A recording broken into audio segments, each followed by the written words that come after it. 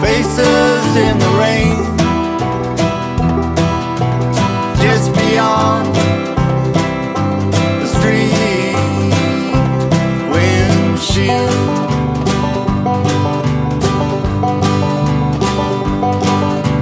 Just behind the thin line of lights, there in the night.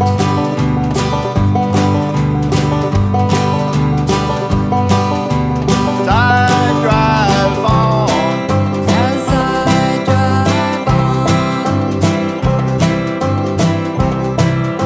As I drive on, as I drive on,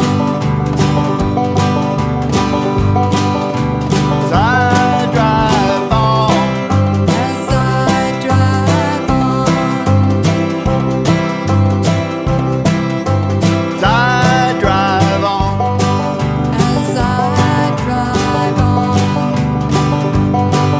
Down to the wet and empty highway. She was quiet for a long time, seeking in stillness the healing others would find in a calm sleep. David didn't intrude. Silence was what he knew best, and he didn't want to look any closer at what he had glimpsed back there. When the road faded to gray again and the wipers could be shut off, her breathing seemed to grow regular. "Are you asleep?" he asked. "No." "How far before I turn off for your brothers?" "It shouldn't be long." She sounded gentle and distant. "There's an exit for Winona, Highway 82. Then you go north on 51 a little way past Duck Hill." And she napped with his promise that he would wake her if he got confused or lost. Drops of water from a gutter falling, tumbling down walls of wet red brick might tap the black top. The lengthy silence between taps could grow longer and longer still. Gutters may empty or droplets may melt into the surface of shallow puddles until the wind moves and they fall again all at once as a memory of rain. A hand reaches for and wipes the film from the curved glass, exposing the rivulets of water in the slick alley beyond. Steam rises from the car's hood. There is a light there beneath a tin cover above the doorway. The doorway embedded in brick with a railing and concrete steps down to the pavement, and the drizzle will return, murmuring now over metal and windshield, then moving, draping itself gently across the oily distance to the bottom of the railing. And the door above will open. Heavy shoes, already growing darkly stained from the rain, will break the slick surface of the first step and pause. The cuffs of his jeans are wet. Spots appear on the shoulders of his leather jacket. He is laughing. He comes down to her. Alone, young and strong, he turns up the collar of his own jacket. Had she been invited, she would have turned it up for him. The umbrella she had brought sat half spread on the seat beside her, droplets still clinging to the plastic. Tony appears in the doorway with her own umbrella for him. He would always be handsome, young. Soaked strands of hair would lie across a forehead still wrinkled in amusement, and wiping the water from his face would reveal the awful model's skin of her hand.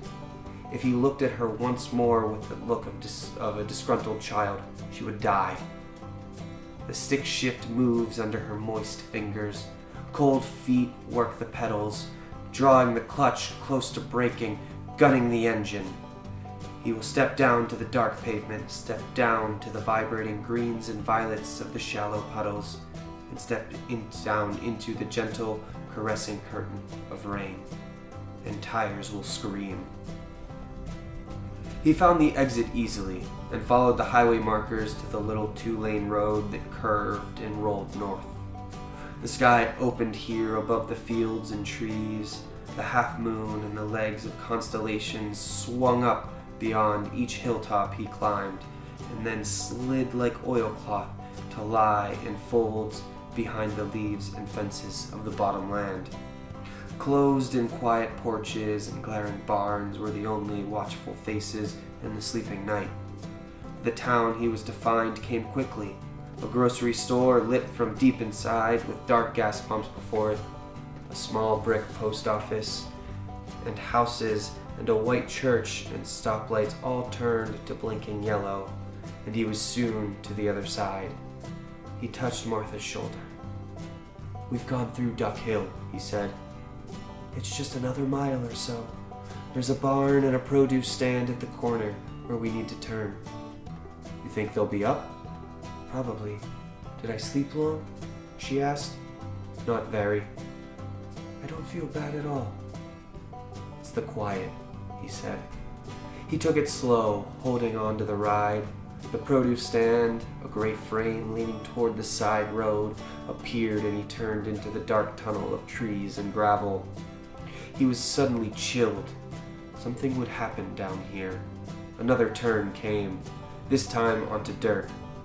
He was inching forward now, avoiding the potholes he could and dipping carefully through the ones he couldn't. No scraping yet, despite the lack of room to maneuver. The drive was bordered on the left by barbed wire and on the right by a ravine that threatened his tires. They managed a curve and found the house trailer before them, lying on its side, nearly upside down, below the soft shoulder. The underbelly was brightened by the moon. "My God!" Martha gasped. "What?" "My trailer! Stop the car!" He braked. The ride was over. She jumped out as if she was determined to save the trailer from its fate. Pacing off the length in measured stride, she peered down into the darkness at the other end. If there was anything to be seen, it probably made matters worse, for she returned slowly, a hand at her forehead to hold the hair from her eyes, and her head shaking back and forth in disbelief. She stopped at the end exposed by his headlights and removed her shoes. The loose dirt slipped away before her feet as she tried to climb down to the window. The glass was too high. Tiptoes brought her to the level with the bottom sill. She looked around for something to stand on, found nothing, and clumsily made her way back up to the car. She was close to tears when she got in. "I thought your trailer was in Nashville," David said. "It is. This was the one I bought when I lived here. That goddamn son of a bitch." "What?" "I trusted him to look after it." Her face twisted into a miserable grimace.